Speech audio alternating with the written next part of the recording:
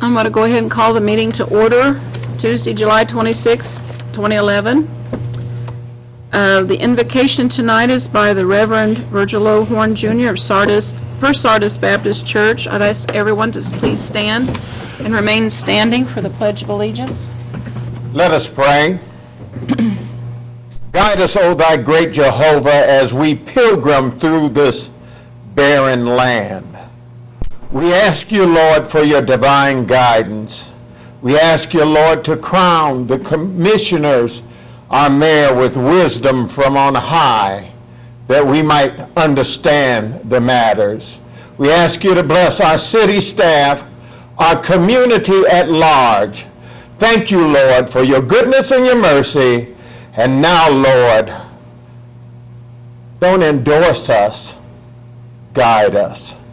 In Jesus' name we pray. Amen. Amen.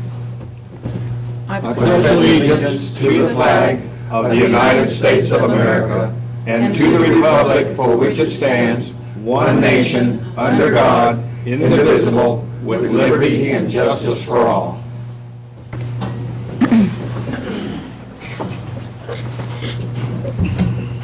As a reminder, before we start the meeting, please set your cell phones to vibrate so not to disturb the meeting. The first item is consent agenda items, regular city commission meeting minutes, Tuesday, July 2nd, 2011, special city commission meeting minutes, Thursday, July 14th, 2011. Any changes?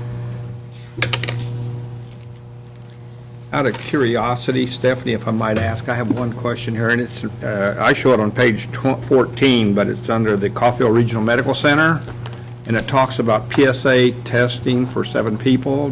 Do we normally do PSA tests on city employees? That is testing on our fire department employees. Okay. And We do an annual wellness test on those employees. okay, but it's just the fire department, or is it? The police periodically will do that. They'd kind of gotten away from it for a while. They've added that back into their budget for 2012 because they feel that's something that they need to do.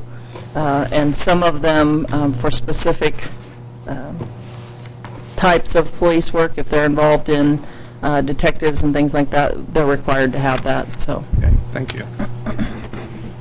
On 2011 appropriation ordinance number AO-11-15, are there any for $4,785,705.24. Are there any other questions? Move to approve the consent agenda. Second. Motion was made by Commissioner George and seconded by Mayor Jones to approve the consent agenda as presented. Commissioner Edwards. Aye. Commissioner George. Aye. Commissioner Horn. Aye. Mayor Jones. Aye. Commissioner Gonzalez. Aye. Public hearings, special presentations, proclamations. We're going to have a report on the fiscal year 2010 audit by Neil Phillips of Jared Gilmore and Phillips. Hi. Good evening. Good evening. All right, let's skip past the letter that's in there and just dive straight into the audit report itself. The audit report actually this year is what we would call a single audit.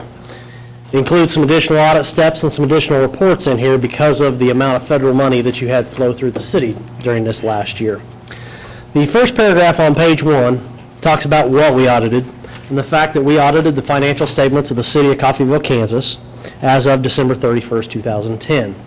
We will also talk about the Coffeyville Regional Medical Center. Their numbers are included in here because they're considered a component unit of the city, but we don't do that audit. Somebody else actually performs that audit. But we take their numbers, convert them to cash basis, and include them so that your financial statements include all of the component units and all the city's monies. The second paragraph talks about the how we audited and the fact that we follow auditing standards generally accepted in the United States of America. We also follow the Kansas Municipal Audit Guide because of our special rules in Kansas with our cash basis and budget laws. Then, because of the federal money that flowed through the organization this last year, we also had to follow government auditing standards. So basically, we're looking at 3 levels of standards and 3 levels of rules that we've got to do and follow when we complete your audit. The actual next two paragraphs are actually what we call a qualification on GAAP, Generally Accepted Accounting Principles.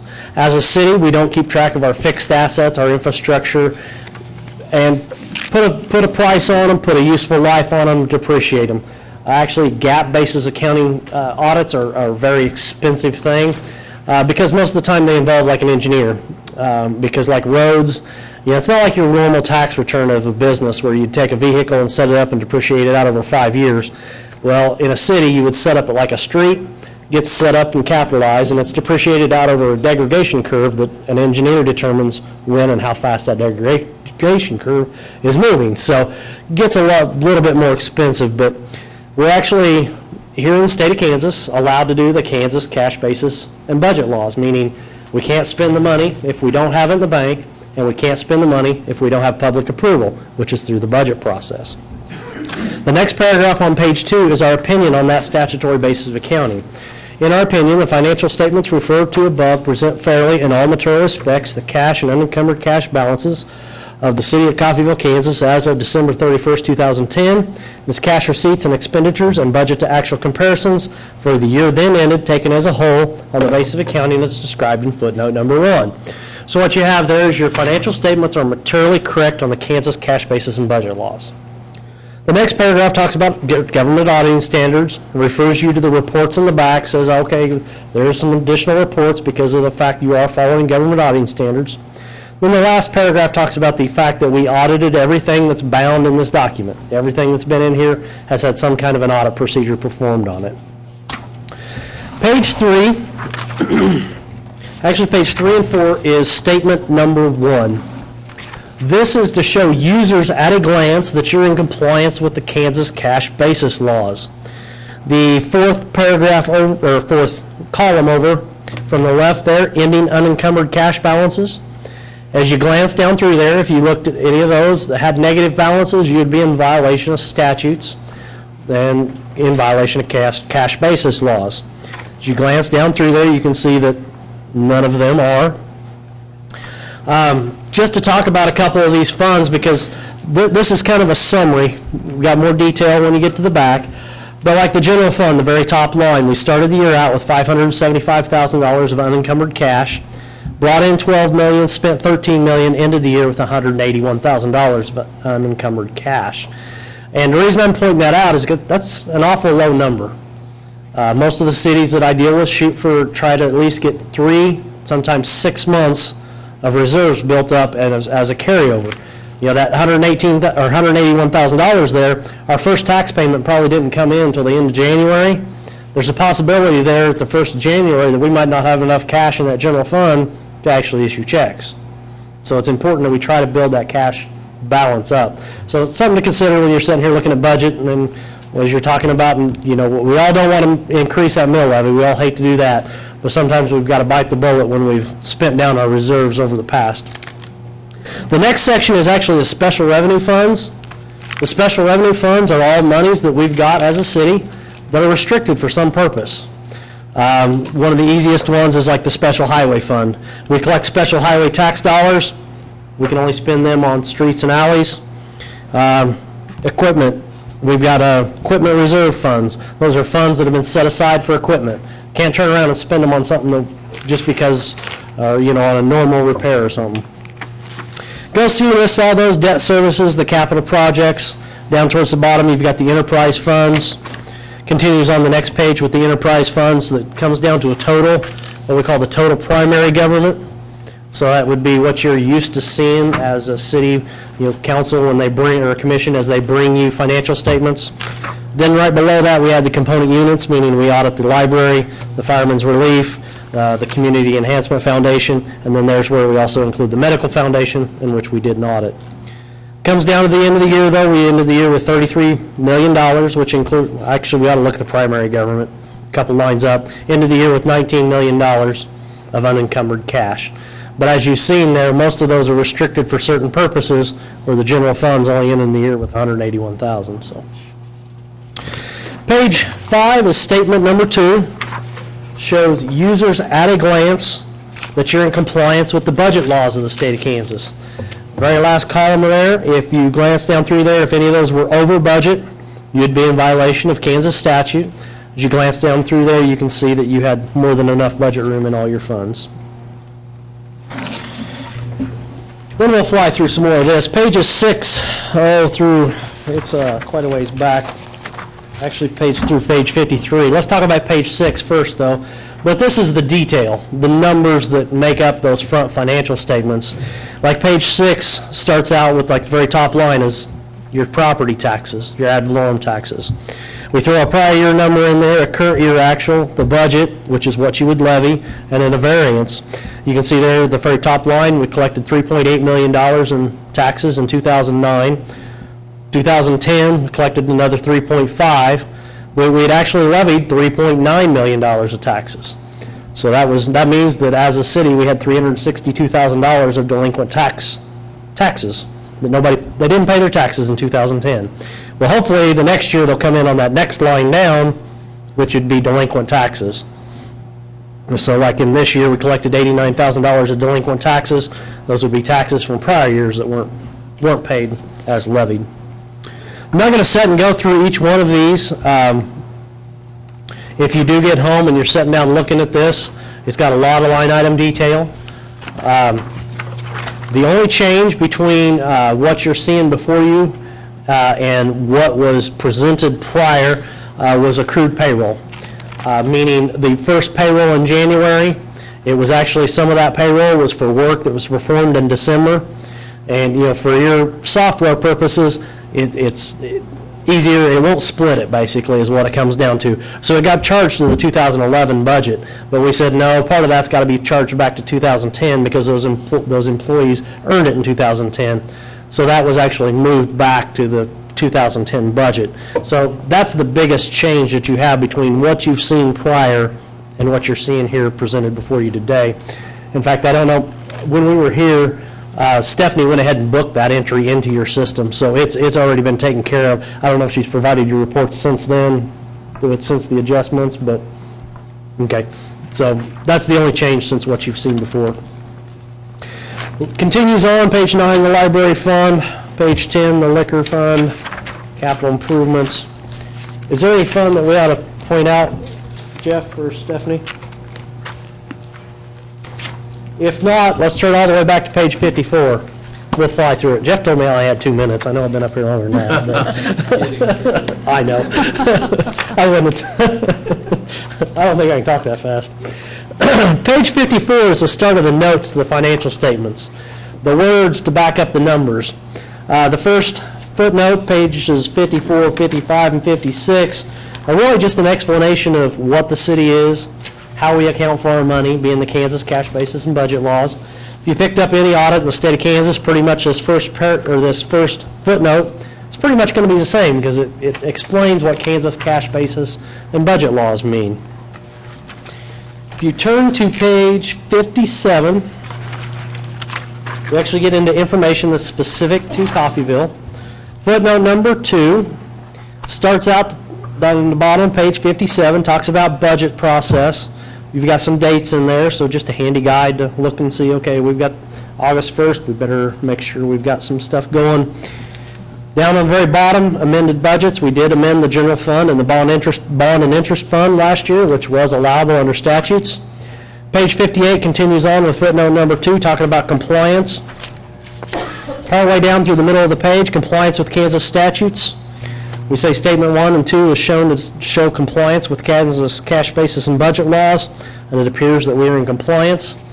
We also, the Kansas Municipal Audit Guide every year gives us a checklist. This last year, we can't look at every law every year. There's a lot of them out there on the books. But they give us a checklist every year to say, okay, look into this statute and see if they're complying with this statute. Look into this one. This year's checklist was actually 9 pages long, and we were actually able, if we had anything that we needed to disclose to you, any violations of law or statute, they'd be disclosed right there, so there, you can see there were none. And then down there towards the bottom, we got compliance with revenue covenants. Because of our bonds that we have out there, we're required to set monies aside for, that's some of those monies that I was talking about earlier that's restricted. So yeah, we have $14 million in the bank, but we actually were required to keep some of those monies set aside into a savings account based on our reserve requirements of our bonds. Down there at the bottom, you can see we had a required amount of 252. We actually had $1.9 million sitting in our reserve accounts at the end of the year. Top of page 59 continues on with footnote number 2, talks about your revenue covenants. You're required to charge a certain rate to all of your customers, all your city residents, for your utility systems. And during the year, you actually made a profit. That's not a profit as a cash basis profit. That is what they call it's a bond defined net income. It's, if you looked at like the page with the electric fund on it, you go back and it's before capital outlay, before debt service, before any transfers. So you look at the profit at that. So when you look at that, that's a pretty high number, but that's before we made any of the debt payments, that's before we did any capital outlay, made any of the transfers to any other funds. But it does just demonstrate that we did charge enough to meet our revenue bond requirements. So we were in compliance there. Footnote number 3 talks about deposits and investments. Well, you do have some monies that are sitting out there in a money market fund and some federal agencies, meaning T-bills, Fannie Mae's, those type of things. Goes on, talks about continues on the next page, talks about custodial credit risk. Talks about the fact that you do have all your monies collateralized by pledged securities. Page 61 actually gets a little smaller. A lot of information to squeeze onto one page. This is all the long-term liabilities of the city. First listed out by the debt agreements, which we have our GO bonds, our revolving loans, some revenue bonds. We've got some capital leases.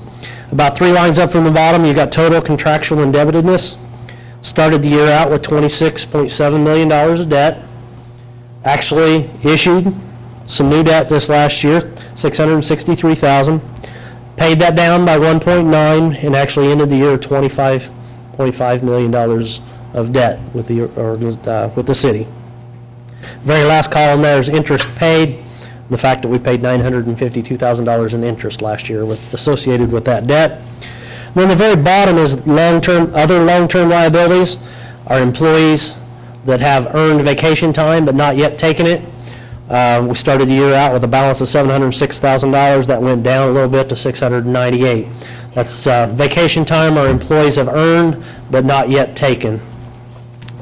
Considered a long-term liability in government accounting. The next page, page 62, shows the payout of that debt. Shows the next 5 years, and then it puts it in 5-year chunks after that.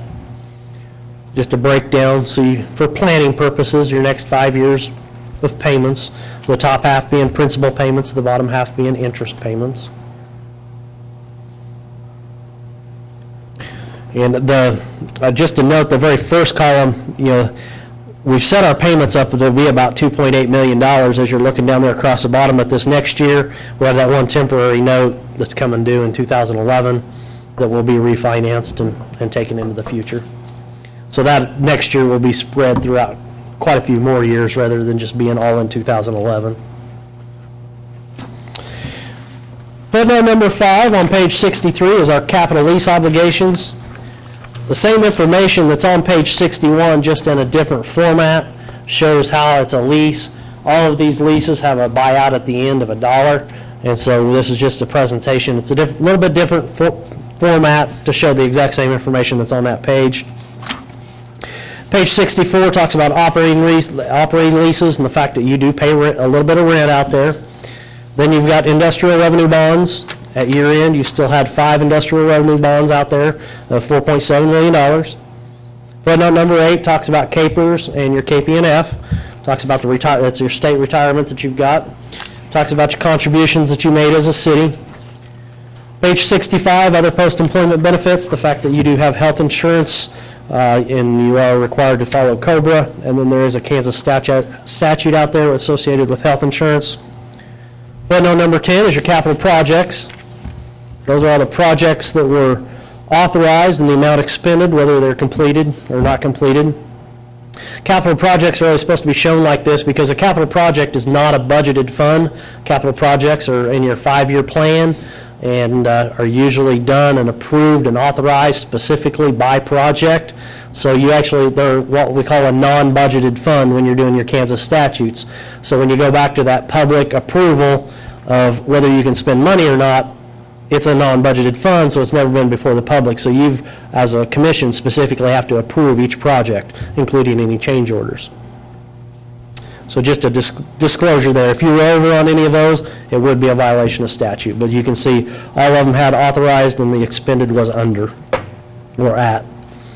Page 65, utility accounts receivable. Your statutory basis financial statements in front are what we call Kansas cash basis. Doesn't include receivables. So at year end, we had some monies that were due to us. The electric fund, we had $701,000 of outstanding utility bills, $133 in water, and sewer $131,000. So just a real breakdown there. Your bond requirement actually requires that we disclose that in there every year so that they know you do have some additional monies coming in. Loans receivable on top of page 66, you do have a couple economic development loans. That's just a disclosure of the balances. Again, they're in the front of the financial statement. They're not shown as an investment or anything. They're only recognized the income as it comes back in. Compensated absences, footnote number 3, talks about your vacation and sick leave. And then number 14 at the bottom talks about economic dependency and the fact that we collected 54.97% of our revenues from the Coffeyville Resources nitrogen fertilizer plant. So heavily depend on them. Footnote number 15 is how do you handle risk? Most people do that through the purchase of insurance policies. We disclose that. We also disclose that you are self-insured with a stopgap policy for your health insurance. And then we talk about the fact that you participate in the Kansas Municipal Insurance Trust for your workers' compensation. Commitments and contingencies, you do have a couple of them out there. You've got a 2-year agreement with the unions. And then you've also got an agreement with the Grand River Dam Authority to purchase electrical services through 2042. So just a disclosure of those future commitments. There's no liability recorded, but you do have those commitments or contracts out there. Page 68, we're almost done. Page 68, last page of the footnotes. Interfund transfers, these are all the transfers that you made as a city. As you glance down through there, they've all got a statutory authority beside them. If any of them didn't, that would be a violation of Kansas statute. As you glance down through there, you can see that every one of them do have statutory authority, so everything that you did transfer between funds was considered legal last year. So, then the last page, or the last footnote on the bottom of page 68, page 18, subsequent events. You decided to sell off your electric plant or issue some new debt or something, we would have to disclose that there. You didn't have any of that. The next section is what we call our federal compliance section. The first page, page 69 and 70, is the schedule of expenditures of federal awards listed out by U.S. Department. And we've got the cash receipt and the disbursement. As you go down through there, we've got U.S. Department of Housing and Urban Development, U.S. Department of Justice, U.S. Department of Transportation. Continues on the next page with the EPA and then Homeland Security. You can see we received actually $1,831,000 of federal money during this last year and spent $1,535,000 of federal money during this last year. The biggest piece of that is that Homeland Security money, that's our FEMA money. We spent it in prior years but didn't get our reimbursements until 2010. That's always a positive to point out to your public as you're talking about what the city does, and we talk about maybe having to raise a mill levy or something. The $1.5 million of expenditures, I was told, is sevenfold with the local economy. So if you talk about $1.5 million of federal tax dollars, meaning they collect those taxes from everybody in the United States, not just our local people, that you've spent 7 times that in our local economy through payroll, through buying stuff from local vendors. But the economic impact is supposed to be 7%. So it's a positive number when you think about what we do as a city. Page 71 and 72 is the first report, because of the government auditing standards, a report on internal control over financial reporting and on compliance and other matters based on an audit of financial statements performed in accordance with government auditing standards. This is looking at internal controls and compliance at the entity level. This is not an opinion-based report because we do not test internal controls. We document internal controls, we look at your internal controls, but we don't test them to verify that they're working, meaning we follow a transaction all the way through the process. This is as we go through documenting those controls and looking at things if anything came to our attention. This report is a pretty tough report to get a pass on anymore because of the Sarbanes-Oxley stuff that's been being pushed down to our level, meaning you've got to have somebody qualified enough on staff to be able to write financial statements and accept full responsibility for those financial statements. It's got adjustments, it's got segregation of duties. There's a lot of stuff that we've got to look at with here. This is an unqualified report, meaning we had no problems, no qualifications that we needed to put into this. The compliance and other matters is looking at things like taxes, IRS rules, DOL rules. If we came across anything that we felt like resulted in a material weakness, we'd be required to disclose that here. We didn't have anything like that. So a clean report there. The next report is actually an opinion-based report. This is the independent auditor's report on compliance with requirements that could have a direct and material effect on each major program and on internal control over compliance in accordance with OMB Circular A-133. So what that means is we have to take your federal money, we take your two biggest ones, basically we look at anything over $300,000, and we've got to do additional audit tests with it. Meaning there's 14 areas of compliance: cash management, allowable activities, Davis-Bacon, reporting. There's all kinds of different things that we test. The programs that we tested for you were the Airport Improvement Program and the Safe Drinking Water State Revolving Loan Program, which was ARA money during this last year. ARA meaning American Recovery Act monies. And this report, I'm happy to say, is an unqualified opinion, meaning we had no findings, no problems noted in any of the compliance areas that we did as part of the audit. Page 75 is a summary. Everybody says I should turn to this page first.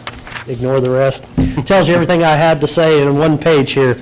The report in the front was a qualified opinion because we don't do GAAP financial statements. Internal control over financial reporting, any findings, material weaknesses, you can see they all say no. Federal awards, the findings, reportable conditions, they all say no. There's the two programs listed. Three-fourths of the way down the page, auditee qualify as a low-risk auditee, that's a yes. It's always a positive. Go for a few years with federal clean audits, you get to be called a low-risk auditee. Findings on the financial statement level and federal level, you can see are both none. The very last page, prior audit findings, you can see are none. All right, let's talk about the separate letter real quick. This separate letter is in your audits only and management. Does not go out to the public, doesn't go out to our funders, doesn't go out to anybody else.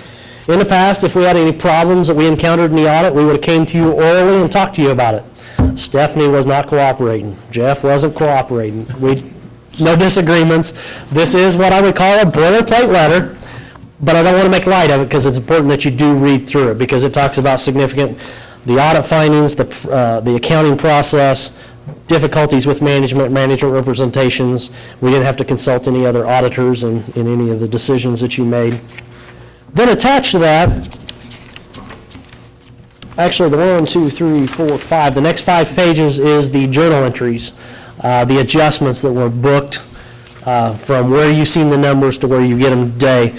Like I said, the accrued payroll is the biggest one there. You can see that actually takes up all 5 pages because by the time you hit all the lines, all the different general ledger lines.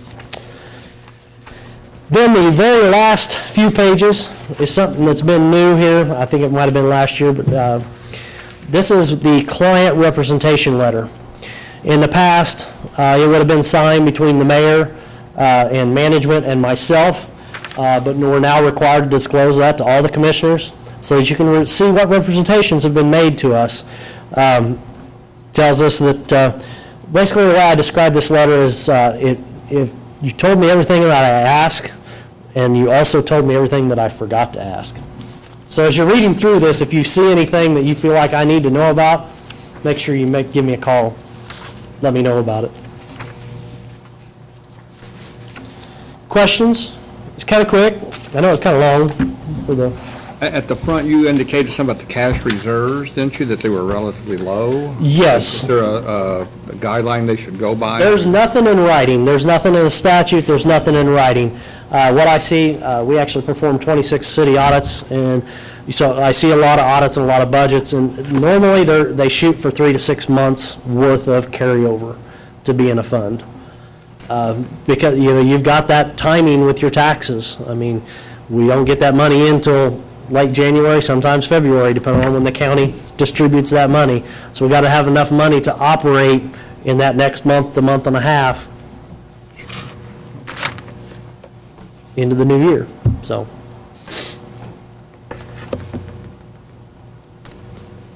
Any questions, Comment.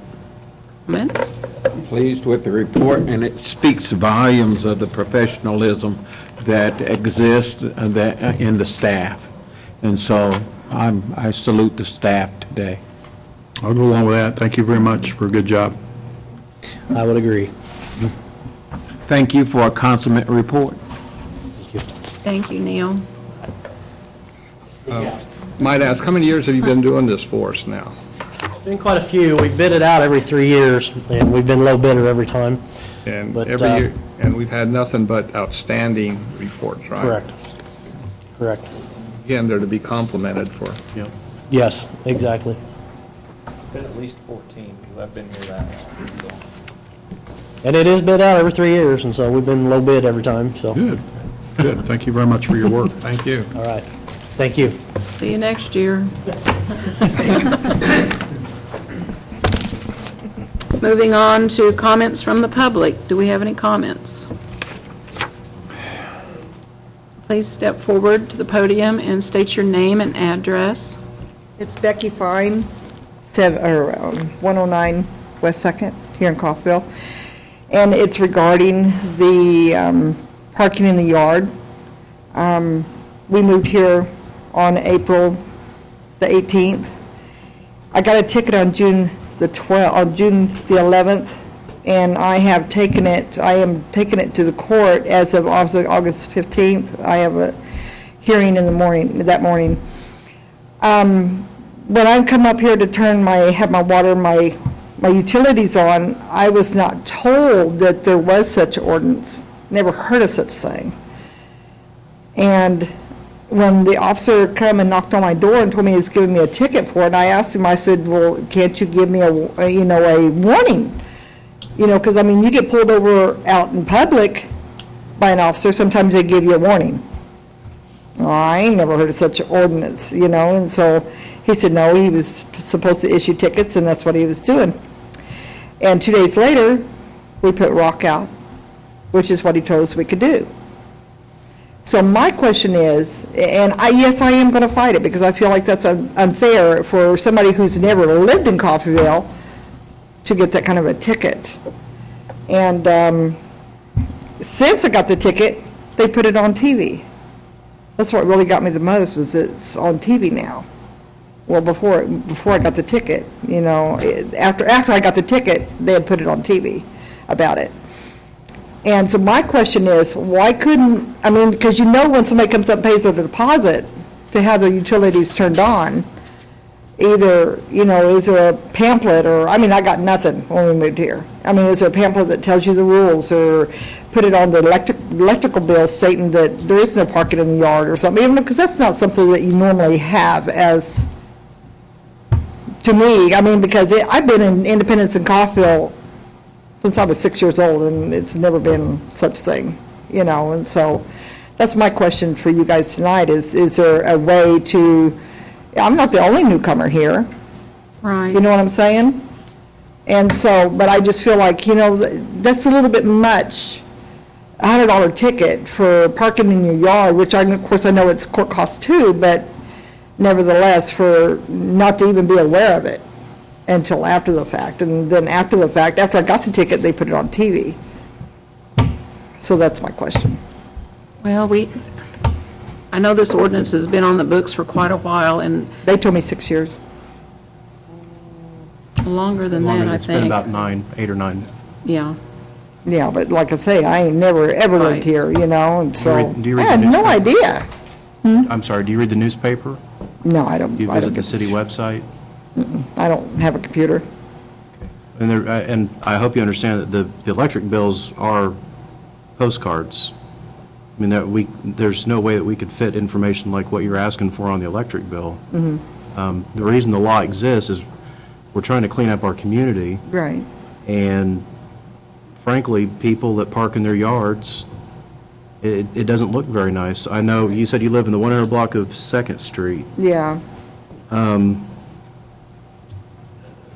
There is no driveway. Nobody's ever made a driveway there. Like I said, we just Why moved would you here. park in your yard as opposed to just parking on the side of the street?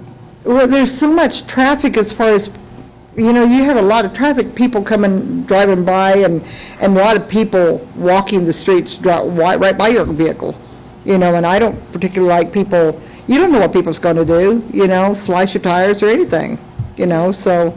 Do you have a garage in your alley, No. perchance? You have an alley in that area. Is there like an area in the backyard that you could pull into or gravel the backyard? Only if I was to take out part of the fencing that is already there. So there's no existing. place in the alley to park? So Ma'am, you have where no did- drive in the front of your house? No, there's So not are one. you put gravel in your yard now? Yeah, How are you getting to the gravel in your yard? Are you driving over the curb? yeah, that's what they told us to do. That's also against city ordinance. Who told you to do that? The officer, Ma'am, where did you come from, if I might ask? Independence, Independence, and they allowed this down there? oh, yeah, They allowed you to park in park your in the yard? yard? yeah. Okay, well, let me ask another question. Jeff, what's our procedure for issuing a ticket on this? What's the first step? If there's a violation, the officer makes a It's an out-and-out determination whether to violation, issue not a the... warning, but a violation. Well, I mean, the officer has judgment, Okay. and it's up to them to analyze the situation, determine what's going on, but Somebody And I told like- them to write tickets, not warnings. Yeah. Now, that either came from up here or the police chief. I told them to enforce the ordinance. Yes. Didn't tell them they had to write tickets, didn't give them quota, told them enforce the ordinance. And I visited with the chief, because this came up, he got a phone call, and it came back that I went downstairs and said, write tickets, and that didn't happen. Well, but we've been writing tickets for this For a number of years, Yeah. and some, the first year or two, I think they issued more warnings. They've not done as many since then. I'm not aware of any, yeah. so. You weren't aware that it was wrong to drive up over the curb? Well, I mean, the officer even told me that that's what we could do. Well, So I'm just, I'm going by what he told me. Yeah. I've been Which on is the why, he told me, he said, you put rock there, you can do it. I've been on the commission for 6 years, probably 6 years plus, and one of the first things that most of the citizens were up in an uproar with us about was this parking in the yard. So we made an effort to really clean it up, and we've really been enforcing it lately. And you mentioned that, when an officer stops you to give you a ticket, sometimes they may let you off, but most of the time, they don't let you off. Right. And that's a key word, sometimes. In this case, our officer saw fit that maybe you had been violating enough that he decided to go ahead and write that ticket. Did you just park in the yard one time, or had you done it several times? No, I mean, that's the way, Just curious. when I park there, part of the time during the day, I'll park there, but at night time normally, and then I do have grandbabies. I've got a premature grandbaby that I do take him out to the vehicle. And no, I don't particularly like parking out in the road when I've got my grandbabies. You know what I mean? I just don't. By virtue of there's having a curb should tell you that that's not allowed. Yeah, that's what I was getting at. Yeah. I'm just going by what was, Well, I don't know I why- was told. Why would you want to drive over a curb in a vehicle in the first place? That's going to tear your vehicle up over time. Well, it's really not that high of a curb. That's the Evidently, curb. people's been parking there in the past, because there was gravel there before. And Yeah. there was gravel there before, and even the officer said, yeah, the grass is growing over it, so you just need to replace the rock. So that's what we did. I apologize that you feel like you've been treated unfairly, but I just hope that you understand that our town has a reputation for being a dirty town. Yeah, The I can see that. Trying. And we need everybody to do their part to try to clean up the appearance of the town. And frankly, parking in your yard does not make your property look better. That looks like something people do out in the country where they've got lots of room. Right. And a front yard full of gravel doesn't look very attractive either. Well, I didn't think so either. Matter of fact, I told the officer, I said, what about family when they come over, you know, and our neighbors have parties every weekend, and we're talking anywhere from 8 to 12 cars to where we can't even park. And if we did have a car, you know, when I do park my car in the yard, I can't even get out of my yard. You know, so either way, That would even be if I another- was That'd be to, another reason you'd want to park along the curb of the street so you don't get blocked in. Yeah. To I mean, me, I live on Fifth Street. I mean, it's like the Fifth, I call it the Fifth Street Audubon. And I live on the south side of Fifth Street where you can't park on that side of the street. And sometimes if I have company over and they're already parked in my drive, I park across the Audubon and I have to walk across 2 lanes of traffic. But I mean, I would never contemplate parking in my yard because it just looks junky. yeah. Well, I'm just going by what, you know, the people in the past, that's where they were parking, and so that's where I just put the gravel back like the officer told me I could do. He didn't even tell me it was against the law to even park over the curb. Is the gravel right in front of your house, or is it alongside the house like a driveway? It's Just kind of, curious. it's kind of off the side, But there's a curb there. yeah. it may have been this in the past, but by virtue of having a curb there, that would tell me that I am not supposed to go over that unless there's a curb cut for a driveway. Yeah. Then I would say that's a first sign, that's a no-no. You should not violate that. Well, I mean, I'm just We're going just- by what they were. But we're trying to hold ourselves to a higher standard now. Right. We're trying to clean our town up and get a new reputation for being a Right. cleaner town. And I just hope you'll help us out with that. Well, you know, like I said, I don't have a problem with doing that. It's just, I felt like, you know, if there is a rule as such saying, your newcomers should be notified of it. You know, when they when they have their utilities turned on in the beginning. Okay. If that had been an issue, then it would have been corrected before. I understand. You what know, you're saying. and be honest with you, when the guy told us, I did take my car out and I did park it out in the road. Right, right. But then on the other hand, the officer told me I could put rock there, it'd be fine. Well, I think your comment that we should let newcomers to town know about this ahead of time is a valid comment, and we'll sure We'll work talk on with our that. staff Yeah. about that. Okay. Thank you. Thank you. Thank you. Any other comments? Going once, going twice. Moving on, no old business. Moving on to new business, resolution number R-11-70, a resolution to execute the First Amendment to loan agreement number 2583 with the Kansas Public Water Supply Loan Act. Public Works Director Chuck Shively. Mayor, Commissioners, on October 6, 2009, the City of Coffeyville entered into a loan agreement with KDHE for a loan from the Kansas Public Water Supply Loan Fund to fund projects at the water treatment plant and the underground water storage reservoirs. The project included installation of security cameras and monitor installation of the fence, replacement of underground valves, and replacement of the gear drive assembly for one of the upflow clarifiers. The original agreement was for a loan in the amount of $720,000 with 20% principal forgiveness from the American Recovery and Reinvestment Act. Construction of the project and follow-up engineering services have now been completed. The final combined allowable expenses for the project, including engineering, construction, interest during construction, service fees, and loan origination fees total $663,935.07. In addition, that ARRA principal forgiveness was increased from the original $144,000 to $169,920. So the revised loan amount to be repaid by the city is $494,015.07 over 20 years at a gross interest rate of 3.28%. Attached to my staff report, you should have a proposed amendment number 1 to the loan agreement, which reduces the final loan amount, increases the ARRA principal forgiveness, and reduces our loan payment amount by $6,265.26 per year for the remainder of the 20-year loan. So city staff recommends authorizing the mayor and city clerk to execute the proposed loan amendment. So we're going to save about $57,000 on this situation. Am I correct, or am I looking incorrectly? Yeah, Somewhere in that vicinity. yeah. The original loan amount was $720,000, the final cost was $663,000. But they also increased the principal forgiveness. Well, if there are no questions, I move that we approve Resolution R-11-70. Second? Motion was made by Commissioner Gonzalez and seconded by Commissioner Edwards to approve resolution number R-11-70 for adoption. Mayor Jones. Aye. Commissioner George. Aye. Commissioner Horn. Aye.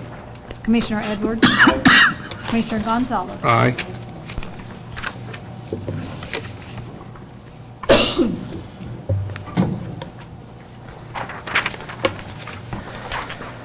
Discussion and action to appoint a primary and an alternate director to the KMGA Board of Directors, serving to August 31st, 2013. City Manager Jeff Morris will make comments. Yes, Mayor and Commissioners, the city is a member of the Kansas Municipal Gas Agency. That is the agency we purchase the natural gas through for operation of our power plant. As a member of that agency, we are entitled to have a representative on the board of directors, and the way that is done is it's a 2-year appointment. We are recommending to keep the same appointments that their terms expire next month, that being Gene Ratzloff as the primary director, who's our electric utility director, and then myself as the alternate to attend meetings in the event Gene cannot. So. Any questions, gentlemen? I move to approve. Second? Motion was made by Commissioner Gonzalez and seconded by Mayor Jones to appoint Gene Ratzloff to serve as primary director and Jeff Morris to serve as alternate director on the KMGA Board of Directors to serving to August 13th, 2013. Commissioner Gonzalez. Aye. Commissioner George. Aye. Commissioner Horn. Aye. Commissioner Edwards. Aye. Mayor Jones. Aye. Resolution number R-11-71, a resolution to purchase a Toro Multi-Pro sprayer for Hillcrest Golf Course. Deputy Public Works Director Jim Bradshaw will make the presentation and answer questions. Mayor and Commissioners, over the past several months, staff at the golf course have been having multiple issues with the large sprayer unit that is utilized for maintaining the greens, tee boxes, and fairways. The issues have been from the pump not working properly to the pump leaking, and the driver's side spray arm will not lower and spray properly, to the electronic calibration board not working, which will not allow the operator to control the feed rate of the chemical that is to be applied. The unit that the sprayer is mounted on has mechanical issues as well with the transmission and motor. The transmission will slip and lock up during operation. When this occurs, and you have approximately 200 gallons of material in the tank, it does and has caused damage to the greens and tee boxes. Informed staff back in May to try to find a used or a demo spraying unit that would be for sale, and a couple of used units were found with this unit available for an on-site demonstration. It was delivered to us on June 30th and has been in operation at the course since. Staff has found no issues nor has any concerns with the sprayer. It is equipped with a 300-gallon tank and also a foaming attachment, which should reduce the amount of dye needed while spraying. Staff has looked at what it would cost to repair our existing unit, and we have found that the sprayer attachment alone is no longer made. Therefore, repair parts are not available. The estimate alone to repair the transmission is to be approximately $3,000. Therefore, staff feels it best to go ahead and trade this unit in for the Toro unit that was quoted. Staff has also checked into what a new sprayer unit would cost, equipped like the used Toro unit, and it is estimated to be at approximately $28,000. The city has purchased equipment from this supplier in the past and has had no issues with them. Attached to my staff report is the quote summary and photos of the actual sprayer being utilized on the golf course. Therefore, city staff recommends authorizing the mayor and the city clerk to execute a purchase order with Band Wall Equipment Incorporated in an amount not to exceed $6,400. The original staff report showed the funding to be out of Fund 520, but that's incorrect. It'll actually be out of the golf course fund, which is 370. Glad to answer any questions you might have. Jim, I have no question about the need of the equipment. My question is, are we still adhering to a program of exchange between the country club and us on equipment? We do. The country club does have a small sprayer. We have used it a couple times, but usually we spray the greens on the same days. So that's kind of become an issue also, to be able to utilize the equipment on the same days, because we try to do ours on Monday mornings whenever the course is closed also. I just wanted to make sure that wherever possible that we We do. duplication of equipment that we. What kind of warranty would this used equipment come with? As is. That's, like I say, we've had it at the course. We've had our mechanic thoroughly go through it. And like I say, we've been using it quite a bit since we've had it, and we've had really no issues with it. So this type of sprayer is still being built today, so parts are readily available. So there's not any issues there as far as not being able to get repair parts as needed. There's no more questions. I so move to approve resolution number R 1171 for adoption. Second. Thank you. Motion was made by Commissioner Horn and seconded by Commissioner Gonzalez to approve resolution number R-11-71 for adoption. Commissioner Edwards. Aye. Mayor Jones. Aye. Commissioner Horn. Aye. Commissioner George. Aye. Commissioner Gonzalez. Aye. Resolution number R-11-72, a resolution to approve an agreement with the Montgomery County Fair Association. City Clerk Cindy Price will answer questions. Fair time is fun time in Coffeyville, and before we can have the fun, we've got to do a little paperwork, and that's what we have tonight is the agreement with the Fair Association. In 2008, we developed this memorandum of agreement to line out the things that the city would do and the things that the fair would do. And we've just got everything down on paper, and each entity knows what the other is doing.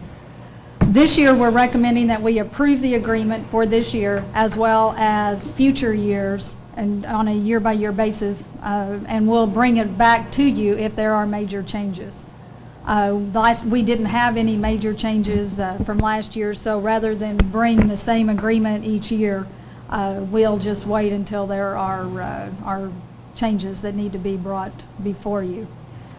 This does, the one change from last year is it does require the Fair Association to save 16 of the RV spaces out in Rivercrest so that we have spaces for our general public. We're starting to get a lot of the work campers that are already coming in to Coffeyville to work at Amazon, and of course the workers that are at the refinery, and just general public traveling through. And if we allow them to reserve all of those spaces, we don't have any spaces for them, or we have to ask our campers that are out there now to relocate. So we have designated 16 spaces that will keep the entire camping fee amount on during Fair Week. And it also had a little more language about the insurance requirements that the fair is required to provide, which they always had. We just didn't have it all written down. So staff recommends that we approve this agreement for this year and for future years, unless there are major changes that need to be brought before you. Cindy, I have a question. They understand the timeliness of all these requests in here, because it seemed to me, was it last year or the year before, that they did some reconstruction and did some work out there that was right down to the last minute, and I assume it got inspected correctly. Yes, and they didn't do any major renovation projects out there this year. We meet with the fair board, of course, prior to, but also right after the fair. We'll sit down, some staff and the fair executive board, and go over how the fair went, things that maybe didn't work as well, and concerns or just address a lot of the different issues. We did that right after the fair, and then we met again about a month ago and went over things. Plus, we're in contact with them throughout the year. We want the fair to be the best that it can be from a city standpoint, and we need to just make sure that that everybody's on the same page. You know, it's a great event. It's the biggest event that we have, obviously, and it's a great event for all of Southeast Kansas. No further questions. I move to. I got one more. Who's president of the Fair Board this year? Alan Stotts is president this year. I move to approve resolution number. No further questions. R-10-72. Second? Motion was made by Commissioner Gonzalez and seconded by Commissioner Edwards to approve resolution number R-11-72 for adoption. Commissioner Gonzalez. Aye. Commissioner Horn. Aye. Commissioner George. Aye. Commissioner Edwards. Aye. Mayor Jones. Aye. Resolution number R-11-73, a resolution to execute a pole attachment agreement with Coffeyville Community College. City Manager Jeff Morris. Mayor and Commissioners, staff was contacted several weeks ago in regards to, or by the college. They need to connect a couple of their facilities with fiber optic cable, and the most economical way to do that is to attach it to existing poles. They contacted us, since we own the majority of the utility poles in town, to see if we would approve an agreement allowing them to make an attachment to those poles. We sent the request to the electric utility, let them review the route, and they approved it. So we then asked the city attorney to draft a pole attachment agreement, which we have with other utilities such as the phone company and the cable company, just to formalize what the expectations were and where it should be placed on the pole. That information is in your packet tonight. The college has approved this, and so we're presenting it to the City Commission for your approval this evening. Do we not already, I don't see a map in here that shows me the route. Me either. First of all, does this agreement limit them to just this pole attachment this one time between this point A and point B, and what are those points? That is, as I understand it, that's what it limits them to. And Is it from the college main campus to the technical campus? By the high school? Campus to the building west of the the high school? trade school, yes. Yeah. It connects those two Does the city not campuses. have fiber optic cable between those 2 points already? Not that I'm aware of. Chris,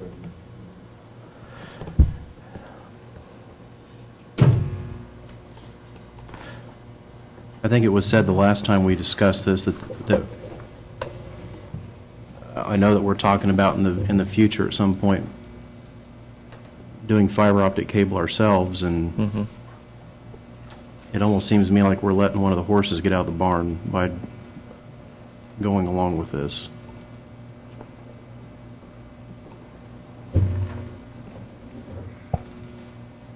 Does that make any sense? Gene, do you know the route that this is yeah, going? it's basically, you go down from the college, we go down to the alley between 6th and 7th Street and head on west, and then get through their building from there. We may have to help them out in the last span or two with either another pole or something somewhere to get to their building, but that's the route. Because we have an existing line in that alley. Did that as opposed to going down A Street on the light pole fixtures.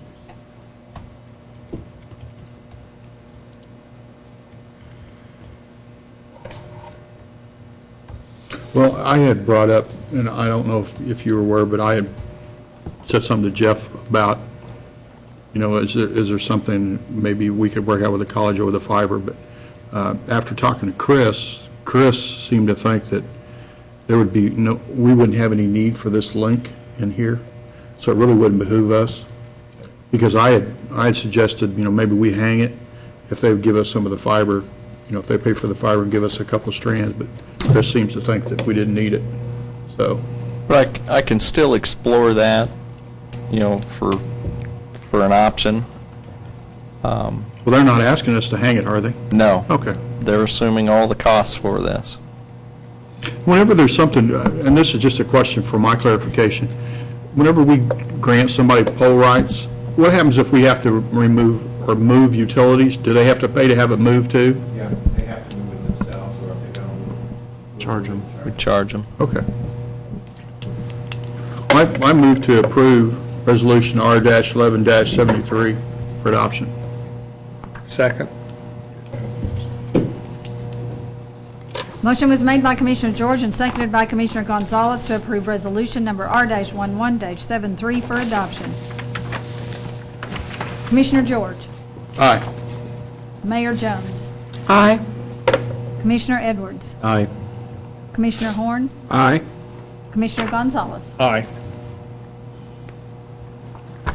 Moving on to comments from commissioners and staff.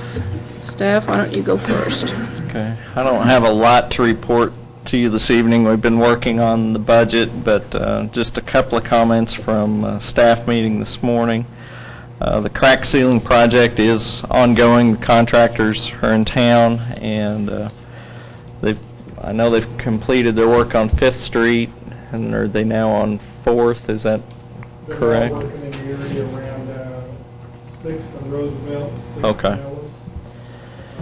They can move from that area, and then they'll be moving to Patterson, I believe, and then they'll be 4th Street. West or Oh, okay. Okay. After they get down around 6th, and they can go to 6th and Roosevelt. We In wanted to get the area around the schools first. In addition to that, our own crews have been out doing crack sealing as well. They've done a lot of the work on 8th Street around the high school and middle school, and have also worked both directions from there. They will continue to do work in areas where we don't have the contractor going. It was also just an awareness, there won't be any planning and zoning meeting in August. There aren't any issues that have come up, so their regular meeting would be the first Tuesday of the month, which is next week. And Dennis said they have no action, so there won't be a regular meeting this month. The fire department had been doing hydrant testing, but due to the heat and because of the dry weather, some of the issues we've had with the various water lines, we've suspended that for a little while. Once things cool off and we get some moisture, we'll start that back up again. So.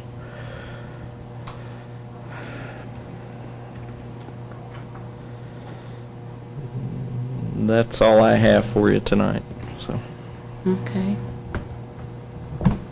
I have one thing. Does anybody else have any? Richard?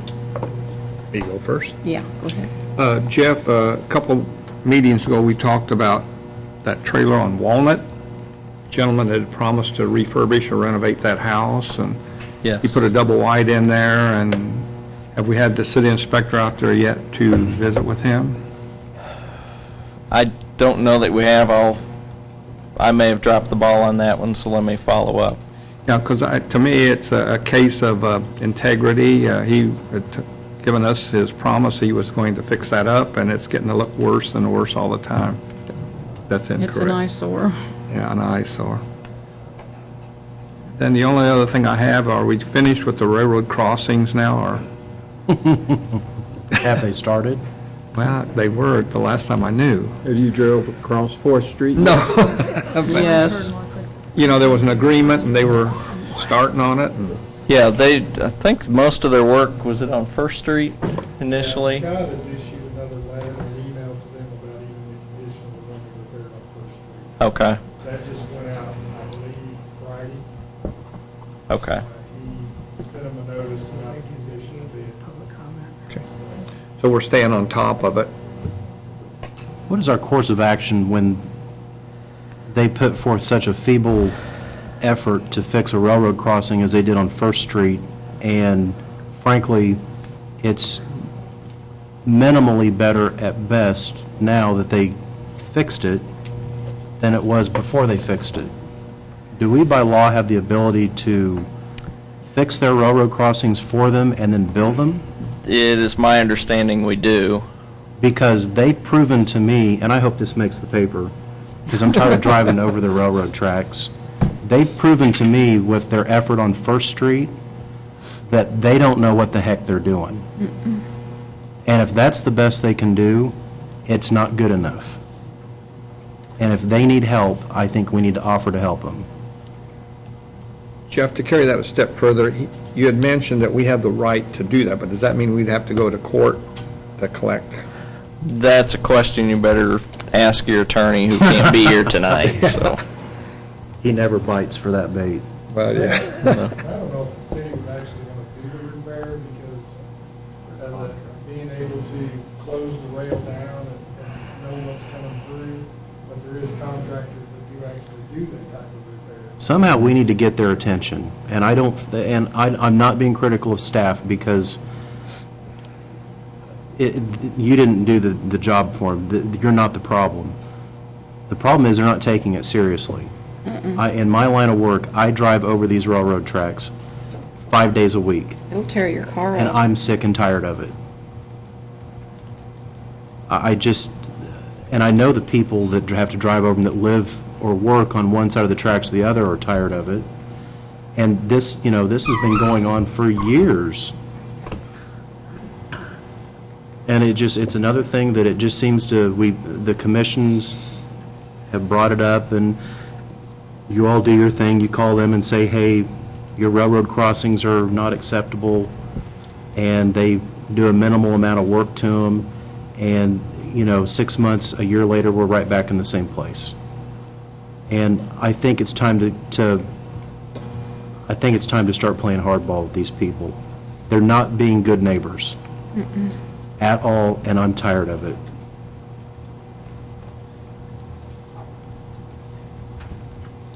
Noted. I'm not going to argue with you. Jeff, it's not so much that you should do it, but don't we retain Gillis, DeBoer, and them, and, we have a legal firm, right, that represents us in various things? Can't they Well- send a meaningful letter to them, indicating that? Paul has done that, and Yeah. when he I just think that would gets back to probably, the office, I'll ask him to do that again. tell them to get a little serious in the letter, I guess. I have a comment. In the best interest of our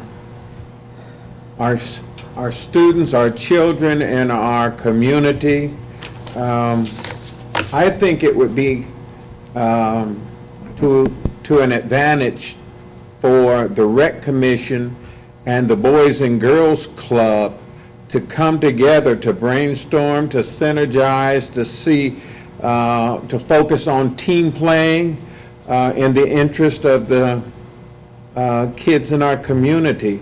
I don't know what that would take, but there's a reason behind that. But when great minds come together in the interest of our kids, nothing but good could happen. So is that something we could look into with the Rec Commission and Boys and Girls Club Director and see if we can work something out? We don't have any control over either of those entities, but I can certainly pass your concern on to the rec director and, or your thoughts. And then I might touch bases too, to ask some questions. Okay. Okay.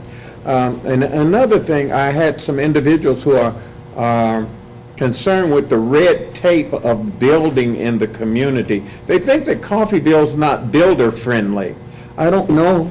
You do a lot of building, but they say it's a lot of red tape concerning building in our community, and some feel included, some feel excluded. Everybody points the finger at me. You're a builder. Yeah. It could be easier. I haven't had a problem with it. Some years ago when I first started, I did, but that was a different building inspector and planning department. I know there's a little bit of paperwork to it, but I understand why it's there. They ask you to list the different subcontractors, and they want their license numbers. And that's not hard to get, and you need to make sure they're licensed, because if you're the general builder, you don't want to get in trouble. And then all you do is submit your plans, and that was pretty easy, I thought. I know there's been some complaint about commercial end of it, but what I've seen is people don't want to show what they're going to do. And you've got to be able to, whether it's a house or a commercial building, you have to be able to show where ingress and egress are, the different things that you have to have for minimum standards.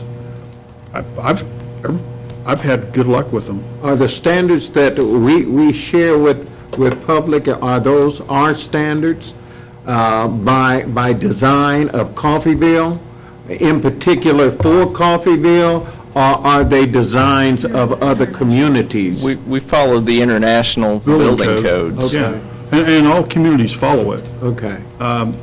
And I don't see anything that makes it hard to do. Well, I might take some notes and see what individuals we're talking about.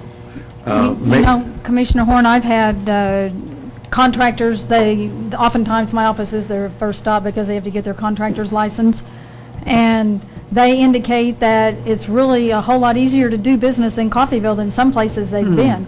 And that's been said way more than one time. Okay. Well, in representing community, when I get tidbits, I like to share. I like to share, and that's one of the things that I'm sharing this evening. Anybody else before I go? Okay, parking in the yard. We need to define what a driveway is. Just like the lady up here, she was talking about just dumping gravel in the front yard and parking on it, and to me, that's not acceptable. We need to define driveway. If you want to, and I think gravel driveways are okay. I think that's already defined in the ordinance. But I don't want people, I had somebody call me the other day and said, I've had it with you guys, I'm dumping gravel in my front yard, and I said, no, ma'am, that is against the law, don't do that. If they drive over a curb, that's against. Yeah. Just as much as parking in their front yard. I want people to know But if they that, can get there from their driveway and park in the yard with gravel, according to the ordinance that I want that is changed. acceptable. I want that changed. I don't want gravelled front yards. That is tacky. We've got There it is a- down for There is a next permitting meeting. process for a driveway cut that has to be done. It costs $1. You gotta go see Dennis Jacobs, but there is a process that you have to go through, and they give you an actual map of what you have to do. Commercial comes to the city. Because we're going to provide them with all the We have information for the drawings that next shows meeting. them I've what already got that down to specifications discuss, are because you wanted to Maximum, discuss it when minimum, Paul was here. radiuses, everything. It's cheap, but you have to go through the process. Definition of driveway. Could- Distance to the next curb cut, It's- distance to the corner. It's cheap, how? Spelled out.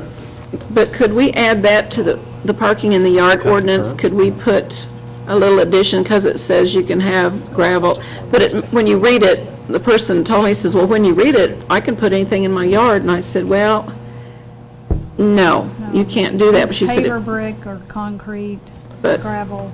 she said, I'm going to just have, my husband's just going to gravel the front yard, and we'll just park in the front yard. Since there's been some questions the last couple of meetings, what we already have planned is to have some discussion on this when our attorney is here. He's not able to be here tonight, so be prepared for discussion at our next meeting.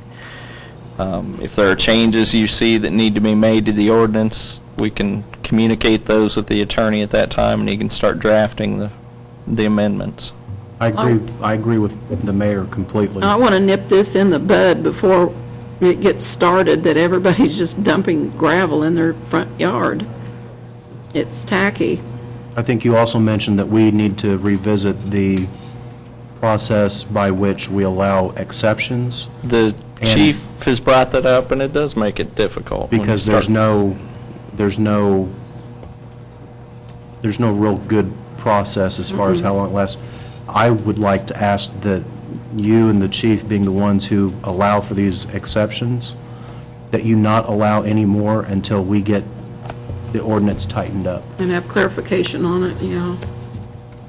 I think part of it is communication. It is. Because, to It go is. back, we have new people coming back in, like the lady said, that she had no knowledge, and I know each community is a little bit different, so it would be a good time, since it's a hot topic, to share it with the media again, to share the ordinance of not parking in the yard, and really get a focus in an article about how to put a driveway in your yard versus driving over the curb and this kind of thing, and just kind of share it. And we even might, for those who don't take the newspapers, even might have a little spot on the radio sometimes, just mention certain, or remind the citizens. Or the television.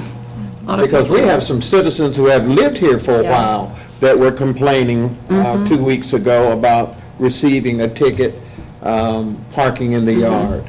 And so I think we just need to communicate it again. And like I told him, I said, well, like, put it in your church newsletter or your bulletin and tell people to get on Channel 13, because most people have a television where they don't have a computer, they don't take the paper, and try to get the word out to everybody via some kind of communication. Because I know I've had people here say to me the other day, we have bulky item pickup day, and they really didn't understand that, yeah, you can put it out there, and she says, well, I've just been storing it in my garage to the point I can't get my car in there. And they do get a map when they get I their know. utilities. And we mailed one out to every resident. I think when we Yeah, go to 'cause I the new still have billing mine. system for our utility bill, it's going to give us a common way to communicate with every citizen in town, pretty much. And we're going to be able to, maybe we need a single sheet of paper when, at the desk over here for new citizens that says, this is how you can be a good Coffeyville citizen, welcome to our community, and let them know what the rules are about parking in the yard, driving over the curbs, pulling your polycart back from the curb, what day you can get your trash picked up and when to pull how much time you got to pull your cart back. Or just tell them to, Things like that. Grass clippings into the streets, oh, like that. I see that all the time. All the time. I've even seen people dump dirt in the street to do yard work, and just leave the mess in the street. Cindy, does the chamber, do they have any form of Yes. welcoming committee Fireworks. or anything for new residents? The chamber or any organization? What we use is the answer book that the Journal puts out once a year, and they're getting ready to do the new tab. And they provide us with about 500 copies, and we give one of those to each new person that comes in to get their utilities turned on. Well, that would be helpful, too. I would also like to throw out an idea that perhaps we start in some way or another soliciting email addresses from our citizens, maybe through the billing process for their utility bill, some way to generate a contact list where we can, even if nothing else, just have it available so that we can send out an email blast. Well, and we can do when we that need to let with the citizens with the know. website. They can sign up to get notices on the website.